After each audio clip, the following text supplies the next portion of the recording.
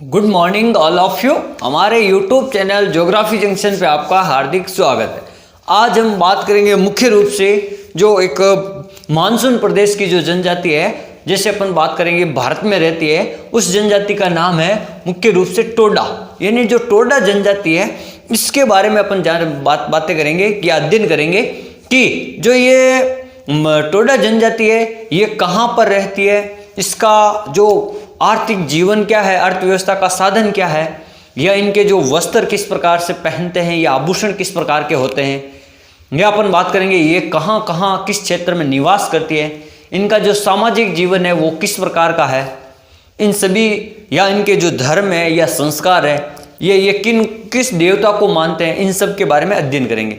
तो अपन सबसे पहले बात करते हैं टोडा जनजाति के बारे में। ये मुख्य रूप से टोडा जनजाति भारत में कहाँ पाई जाती है, तो देखो दक्षिण भारत में टोडा जनजाति का प्रमुख स्थान है। कहाँ पर रहती है ये टोडा जनजाति? मुख्य रूप से दक्षिण भारत में रहती है। कहाँ रहती है? दक्षिण भारत में।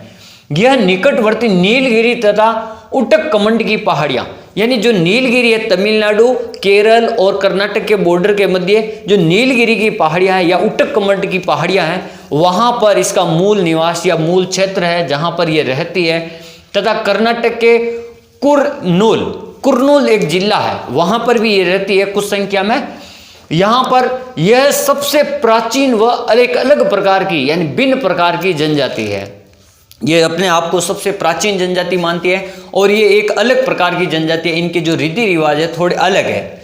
जैसे अपन बात करते हैं टोडा जो शब्द है मुख्य रूप से तमिल भाषा का एक विकृत रूप है, यानी तमिल भाषा से ही टूटा हुआ रूप है एक, जिसका अर्थ होता है पशु चरवा, यानी चरवा या कहो या पशु चारक कहो, यानी जैसे पशुओं को चराने वाला अपन कह सकते हैं कि चरवा किसको कहते हैं, या चराने वाला जो पशुओं को चराता है। मुख्य रूप से उनका मेन जो व्यवसाय होता है वो पशु पालने का होता है, वही पशु चराता है।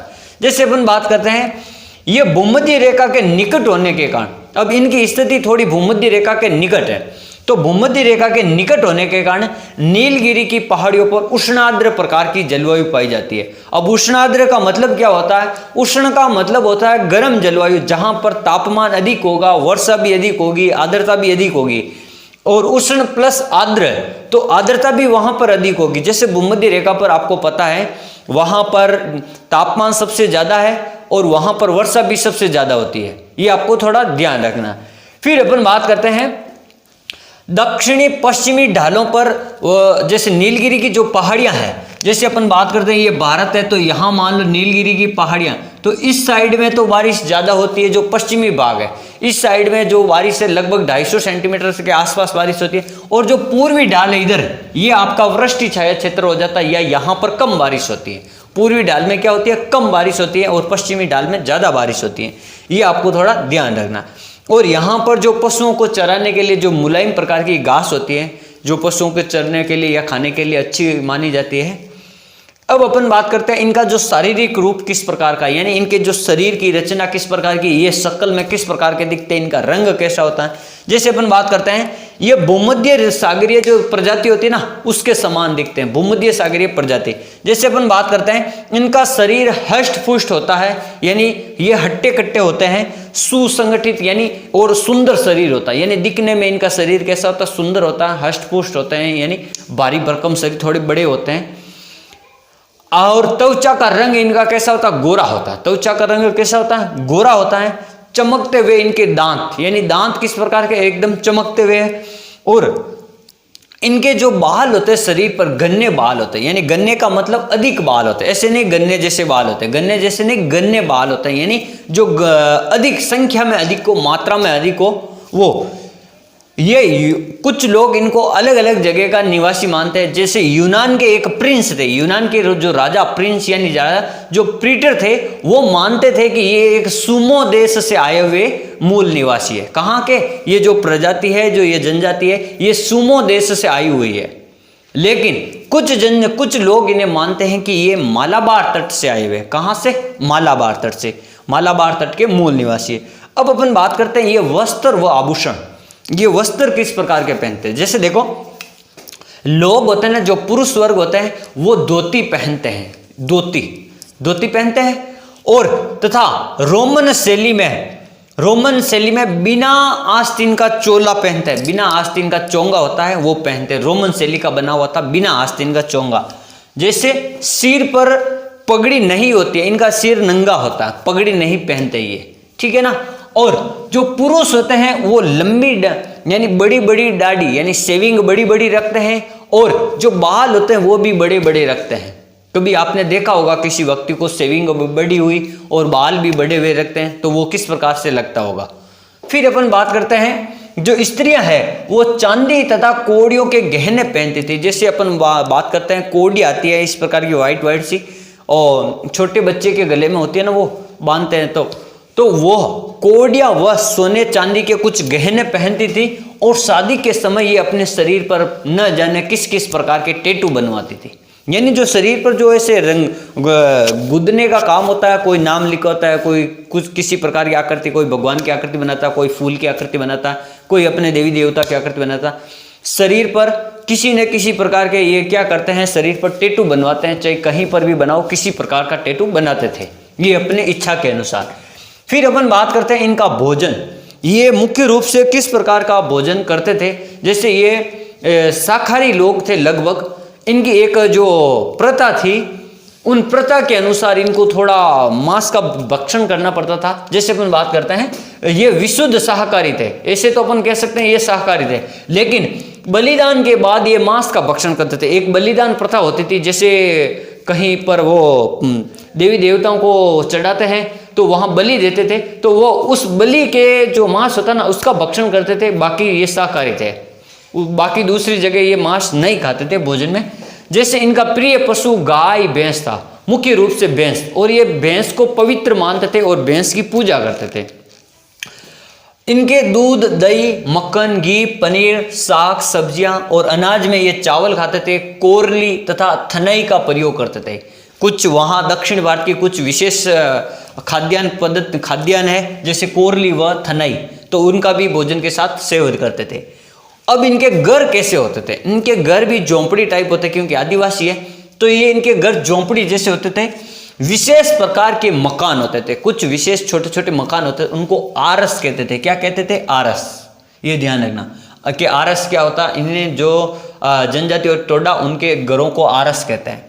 इनके घर गोलाकार या छत जो मेहराब नुमा होती है, मेहराब यानी गोल, आपने देखा होगा कभी छतरी टाइप होता है किसी भी मंदिर के ऊपर बना हुआ, उसको अपन मेहराब कहते हैं। तो उस आकार में लंबाकार छप्पर बना होता था, जैसे घास फूस या खजूर के पत्ते का। इनका जो छप्पर या जो झोंपड़ी होता है ना, वो घास फूस पत्ते का या खजूर के पत्ते का बना होता था।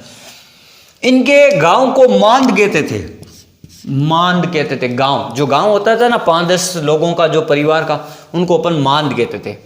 अब अपन बात करते हैं इनका सामाजिक जीवन किस प्रकार का था, यानी ये समाज में किस प्रकार रहते थे। देखो, छोटे छोटे इनके गांव होते थे, छोटे छोटे इनके गांव होते थे। एक साथ में ये 8 या 10 परिवार रहते थे, एक साथ में ये 8 या 10 परिवार रहते थे, और ये लगभग संयुक्त परिवार में रहने की इनकी प्रथा थी। किस प्रकार? संयुक्त परिवार में। सम्मिलित पति प्रथा थी, यानी जैसे अपन सम्मिलित पति प्रथा का मतलब एक स्त्री यानी 2-3 अपने पति रखती थी। एक स्त्री क्या करती थी? 2-3 पति रखती थी। ये सम्मिलित पति प्रथा थी।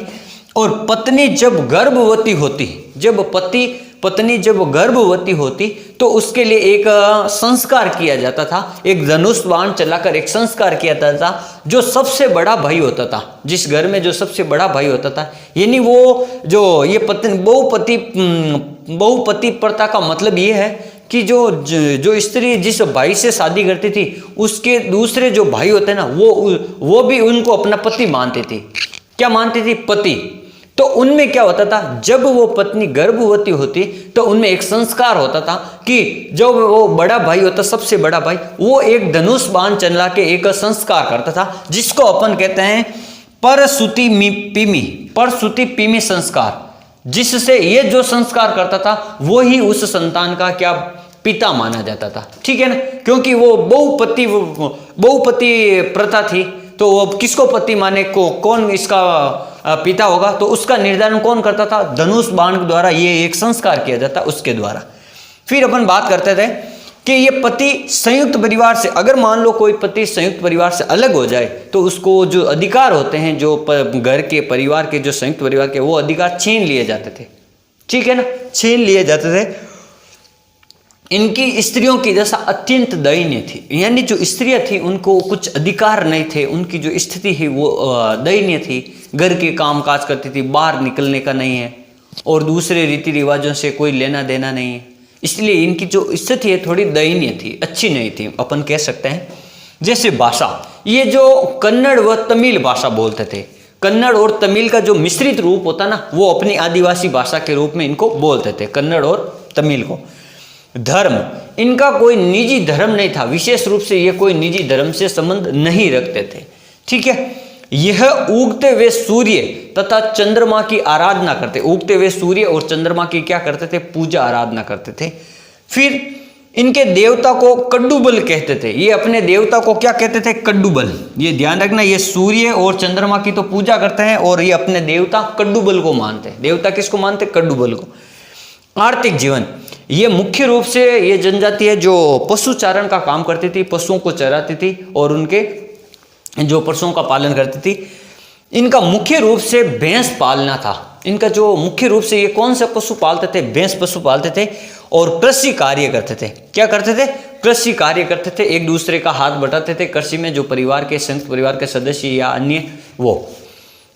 अब इनके कुछ संस्कार होते थे, जैसे अपन संस्कार की बात की जाए, इनमें जो टोडा जनजाति में जो मृतक परिवार होता था, उनके कुछ संस्कार विचित्र प्रकार के संस्कार होते थे। जैसे कोई आदमी मर जाता था तो उसके पीछे जो पुत्र होता था, जो अग्नि देता था, वो पहले अग्नि शव को जलाने से पूर्व 3 बार मिट्टी को अर्पण करता था। ऐसे 3 बार मिट्टी डालता था।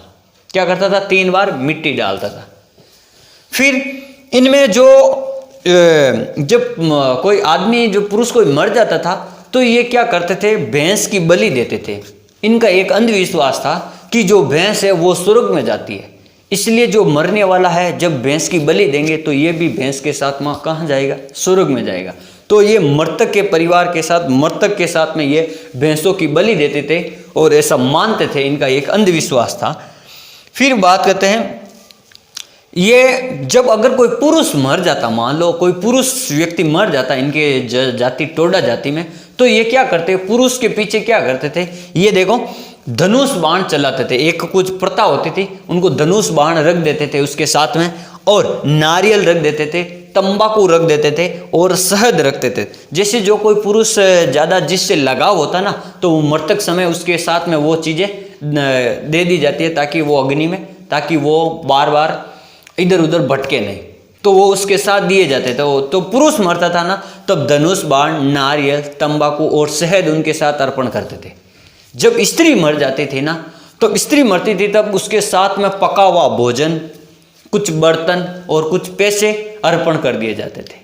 यानी उनके जो संस्कार हैं, मृतक संस्कार, वो बड़े विचित्र प्रकार के संस्कार थे, यानी बड़े अलग प्रकार के संस्कार थे। जैसा आपने देखा कि भैंस की बलि देना, पुरुषों के पीछे तंबाकू, नारियल, शहद चढ़ाना या अर्पण करना, और स्त्रियों के पीछे पका हुआ भोजन या अपन कह सकते हैं बर्तन या पैसा, इस प्रकार से। तो आज हमने मुख्य रूप से पढ़ा जो टोडा जनजाति है वो कहाँ निवास करती है भारत में, जैसे दक्षिण भारत में कौन सी पहाड़ियाँ हैं, कौन से राज्य में है, या उनके जो संस्कार क्या है, उनका धर्म क्या है, उनकी भाषा क्या है, उनका जो सामाजिक जीवन किस प्रकार का है। और हमने बात की थी उनके भौगोलिक क्षेत्र, उनके घरों का आकार, ये सभी, इन सभी विशेषताओं के बारे में अपने अध्ययन किया था। Thank you.